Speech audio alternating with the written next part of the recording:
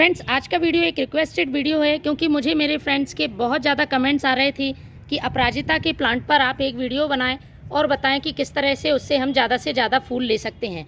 बहुत से लोगों को समस्या होती है, उनका अपराजिता का पौधा ग्रोथ नहीं करता है, यदि ग्रोथ करता भी है तो उसमें फूल नहीं आते हैं, फूलों का आकार बहुत छोटा होता है, पत्तियाँ पीली पड़ रही होती हैं। तो आज के वीडियो में मैं इन सारी समस्याओं का समाधान करने वाली हूँ और बताने वाली हूँ एक ऐसा खास फर्टिलाइज़र जिसका उपयोग करने से आप रिजल्ट देखकर हैरान रह जाएंगे। प्लांट इतनी तेज़ी से ग्रोथ करेगा और उसमें ढेरों कलियां बनेंगी।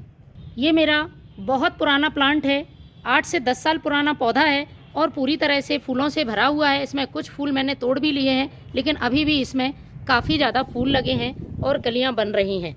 बिल्कुल सूख चुका पौधा है, उसके बाद भी फर्टिलाइज़र के उपयोग से मैंने देखिए इसे फिर से हरा भरा बना लिया और प्लांट में नई ग्रोथ के साथ साथ कलियाँ बनना शुरू हो गई। इतना बड़ा पौधा छोटे से पॉट में लगा हुआ है।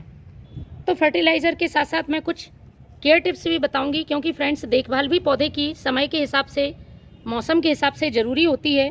यदि आप सही देखभाल और सही फर्टिलाइज़र देते हैं तो आपका अपराजिता प्लांट साल भर फूल देता रहेगा। सबसे पहला काम आपको करना है इसे धूप में रखना। 4 से 5 घंटे की धूप अपराजिता के प्लांट को ज़रूरी होती है, तभी ये अच्छी फ्लावरिंग करता है। यदि आप इसे धूप में नहीं रखेंगे तो पौधे में ग्रोथ तो होगी लेकिन कलियां नहीं बनेंगी। दूसरा काम, ये पौधा एक बेल के रूप में बढ़ने वाला पौधा होता है, तो इसको आपको सपोर्ट देकर आगे तक बांध कर रखना होगा। यदि ये इस तरह से बिना बांधे आप रखते हैं तो अच्छी तरह से ग्रोथ नहीं कर पाएगा, हवा से उसकी ब्रांचेस भी टूट जाएंगी। अपराजिता, जिसे हम शंख पुष्पी भी कहते हैं, घर में लगाना काफ़ी शुभ होता है और 2 से 3 वैरायटी में आता है। मेरे पास दोनों तरह के अपराजिता हैं। सफ़ेद रंग का फूल खिलता है वह भी है और ये नीले रंग फूलों वाला भी शंख पुष्पी का प्लांट मेरे पास है। तो जो मैं फर्टिलाइज़र और देखभाल संबंधित केयर टिप्स बता रही हूँ, आप सभी अपने अपराजिता के पौधे पर इस्तेमाल कर सकते हैं। तीसरा और बहुत ज़रूरी काम है जो कि हम अपराजिता के प्लांट में करना भूल जाते हैं, वो है जब भी पौधा फूल देता है उसके बाद सीड्स बनाने लगता है तो हम सीड्स नहीं हटाते हैं। फ्रेंड्स, यदि आपको ज़रूरत नहीं है तो आप बिल्कुल समय समय पर पौधे में से सीड्स हटाते रहें, वरना सारी एनर्जी प्लांट की सीड्स को मैच्योर करने में ख़त्म हो जाती है और पौधा ग्रोथ रोक देता है। इसके साथ ही आप इसकी कटाई छटाई करें, समय समय पर ख़राब होती हुई ब्रांच को काट दें। जितनी अच्छी आप प्रूनिंग करेंगे प्लांट घना भी उतनी ही अच्छी तरह से होगा। इसके बाद प्लांट को इंसेक्ट फंगस से बचाने के लिए आपको करना होगा नीम ऑयल का स्प्रे। तो मैंने ये वाटर सॉल्युबल नीम ऑयल लिया है। 1 लीटर पानी में लगभग 3 ml ये नीम ऑयल का अच्छी तरह से मिक्स करके इस तरह से स्प्रे बॉटल में भर लें और पौधे पर आपको अच्छी तरह से स्प्रे करना है। पौधे को सिर्फ फर्टिलाइज़र देना ही काफ़ी नहीं होता है, इंसेक्ट और फंगस से भी बचाना ज़रूरी होता है। जब भी पौधे में फंगस इंसेक्ट लग जाते हैं, पत्तियां काली पीली पड़ जाती हैं, गिरने लगती हैं और पौधे की ग्रोथ रुक जाती है। तो ये बहुत ही सेफ तरीका है। प्लांट को हर 15 से 20 दिन में आप नीम ऑयल का स्प्रे ज़रूर करें। अब बात आती है प्लांट में पत्तियां पीली पड़ने की। फ्रेंड्स, बहुत सारे लोगों को समस्या होती है, उनका अपराजिता का पौधा हमेशा पत्तियां पीली करता रहता है और उसमें घनापन नहीं होता है, पत्तियों पर चमक नहीं होती है, प्लांट एकदम रूखा बेजान नज़र आता है। तो उसका भी मैं आगे आपको सल्यूशन बताने वाली हूँ। पहले हम प्लांट की मिट्टी की कर लेते हैं सफाई। खरपतवार कचरा सब हटा देना है। बहुत पुराना प्लांट है तो देखिए इस तरह से इसमें से ये सूखी हुई टहनियाँ टूट टूट कर गिर जाती हैं। अब हमें करना है इसकी अच्छी तरह से गुड़ाई। मिट्टी बिल्कुल हल्की रखें आप। जमी हुई मिट्टी में प्लांट की जड़ें विकसित नहीं हो पाती हैं और पौधे की ग्रोथ रुक जाती है। तो बहुत ज़्यादा पुरानी मिट्टी है तो आप उसको रिपोर्ट कर सकते हैं या नया सॉइल मीडिया तैयार करके गमले में भर सकते हैं। वाटरिंग इस तरह से करनी है, प्लांट की मिट्टी में नमी बनी रहे।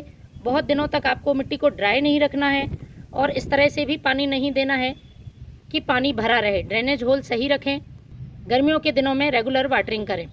तो सबसे पहले इस्तेमाल कर रही हूँ मैं 2 मुट्ठी पुराने गोबर का खाद। आपके पास नहीं है, वर्मी कंपोस्ट का इस्तेमाल कर सकते हैं, लेकिन जब भी गोबर का खाद इस्तेमाल करें तो पुराना ही होना चाहिए। नए गोबर का खाद आपको इस्तेमाल नहीं करना है, विशेषकर गर्मियों के दिनों में। दूसरी चीज़ जो मैं इस्तेमाल करूँगी, कैल्शियम, फॉस्फोरस, पोटेशियम से भरपूर है। साथ में प्लांट की मिट्टी में यदि इंसेक्ट फंगस हैं तो उनको भी दूर करती है। ये है लकड़ी की राख। ज़्यादा मात्रा में यूज़ नहीं करना है, 1 छोटा चम्मच हमें लकड़ी की राख ले लेनी है। अगली जो चीज़ है, प्लांट की पत्तियों को पीला होने से रोकेगी, पत्तियों का रंग हरा रहेगा और पौधा घना बनेगा। तो ये है एप्सम साल्ट। मैंने 1 छोटा चम्मच एप्सम साल्ट का इस्तेमाल किया है, जिसका पूरा नाम मैग्नीशियम सल्फेट है। और मैग्नीशियम की कमी से ही प्लांट की पत्तियां लगातार पीली पड़ती हैं और पौधा ग्रोथ नहीं करता है। अब एक बहुत ज़रूरी चीज़ जो कि पौधे में फूल खिलाने में मदद करेगी, वो है ये होममेड पोटाश। पोटेशियम की कमी से ही प्लांट में कलियां नहीं बनती हैं, फूल नहीं आते हैं। तो ये घरेलू पोटाश यदि आप अपने पौधे पर यूज़ करते हैं तो किसी तरह के कोई साइड इफ़ेक्ट नहीं होंगे। सबसे बड़ी बात, बिल्कुल फ्री की चीज़ है। तो ये जो मैंने इस्तेमाल किया है, ये है केले के छिलके का पाउडर। केले के छिलके को अच्छी तरह से सुखा लें और उसका पाउडर बना लें। मैंने 2 छोटा चम्मच यहाँ पर केले के छिलके के पाउडर को इस्तेमाल किया है। लास्ट में एक और चीज़ इस्तेमाल करूँगी, पौधे की मिट्टी को एसिडिक करने का काम करेगी। तो ये है यूज़ की हुई चाय पत्ती। इसका जब भी इस्तेमाल करें अच्छी तरह से धोकर सुखा लें। यदि नहीं है तो आप फ्रेश चाय पत्ती का भी इस्तेमाल कर सकते हैं। मैंने यहाँ 2 छोटा चम्मच यूज़ की हुई चाय पत्ती ली है। यदि आप फ्रेश चाय पत्ती का यूज़ कर रहे हैं तो 1 छोटा चम्मच आप ले सकते हैं। सभी को मिट्टी से अच्छी तरह से कवर कर दें और उसके बाद आपको इसमें पानी डाल देना है। ये सारे काम आपको सुबह या शाम के समय करने हैं। बहुत तेज़ धूप में आपको प्लांट में कोई फर्टिलाइज़र नहीं डालना है, किसी तरह का स्प्रे नहीं करना है। आप देखेंगे 1 से 2 हफ्ते में ही आपके प्लांट में नई ग्रोथ होना शुरू हो गई और पौधे ने कलियां बनाना स्टार्ट कर दिया है।